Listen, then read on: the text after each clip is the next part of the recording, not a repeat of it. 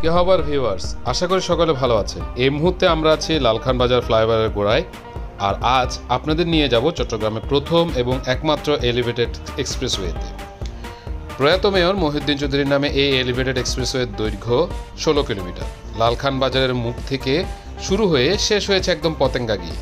এই 16 কিলোমিটার পাড়ি দিতে আমাদের আজ কত সময় লাগে সেটা দেখব। এখন বিকাল 4:55। আমরা এলিভেটেড এক্সপ্রেসওয়ে দিয়ে উঠছি।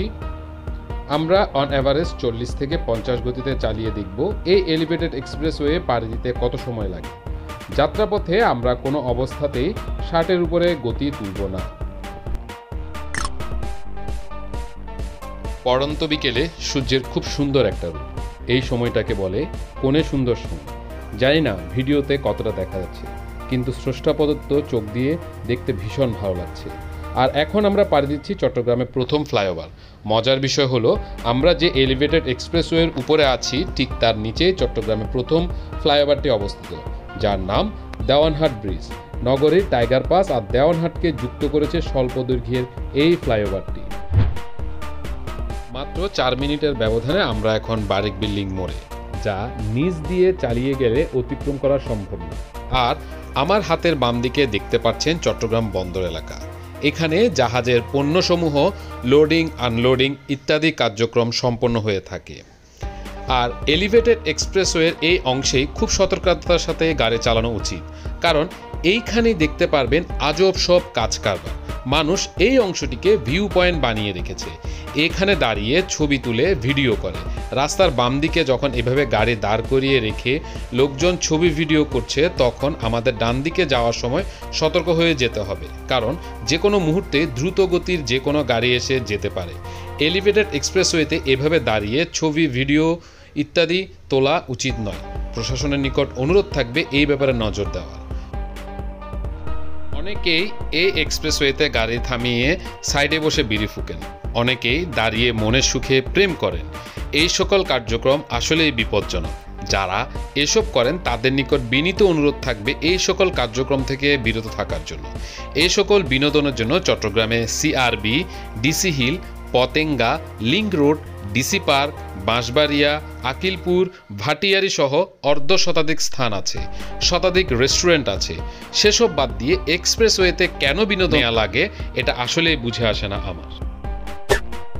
দূরে দেখতে পাচ্ছি ঝাউ গাছ, আর এর অর্থ হচ্ছে আমরা সমুদ্র সৈকতের বেশ কাছাকাছি এসে পৌঁছে গেছি।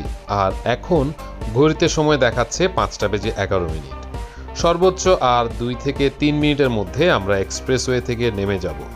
আমরা যখন এক্সপ্রেসওয়েতে উঠি তখন সময় ছিল 4:55, আর এখন 5:11।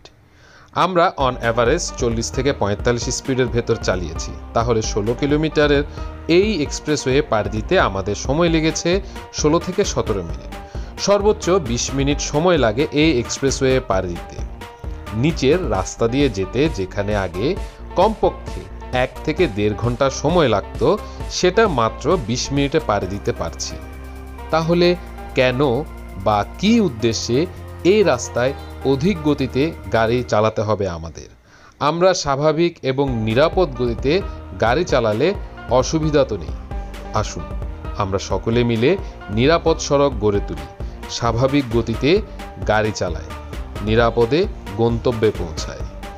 আমরা যারা বাইক চালাই তাদের উদ্দেশ্যে বলতে চাই, আমরা যখন বাইরে থাকি তখন আমাদের পরিবার ঘরে বসে উৎকণ্ঠায় থাকেন কখন আমরা সুস্থ সুন্দরভাবে ঘরে পৌঁছাবো।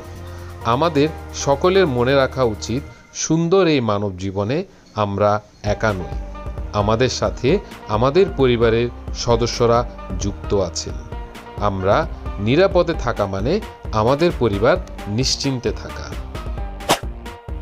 বলতে না বলতে এসে গেছে বাইক জগতের কালো অধ্যায়রা। এদের হেলমেট লাগে না, এদের নিয়ন্ত্রিত গতি মানতে হয় না। রাস্তায় নেমেই এদের শুরু হয়ে যায় কৃমির যন্ত্রণা, আর সেই যন্ত্রণায় তারা আউলি বাউলি করে বাইক চালায়। অথচ কিছু মাস পূর্বেও এই শহরে হেলমেট ছাড়া বাইক চালানোর কথা বাইকাররা ভাবতে পারত না। যাক সেসব কথা, আশা করি এক সময় এরাও শুধরে নেবে নিজেদের। আমরা পৌঁছে গেছি পতেঙ্গা, আর আজকের ভিডিও এখানেই শেষ করব। যারা এতক্ষণ পর্যন্ত আমাদের সাথে ছিলেন আপনাদের জানাই কৃতজ্ঞতা। আমাদের জন্য দোয়া আশীর্বাদ করবেন যাতে নিরাপদে সুস্থ এবং সুন্দরভাবে এই মানব জীবনটা কাটাতে পারি আপনাদের সাথে মিলেমিশে। দেখা হবে আবারও আগামীর ভিডিওতে। সেই পর্যন্ত ভালো থাকুন, সুস্থ এবং সুন্দর থাকুন। রোমার কাপলের সাথে থাকুন। বিদায়।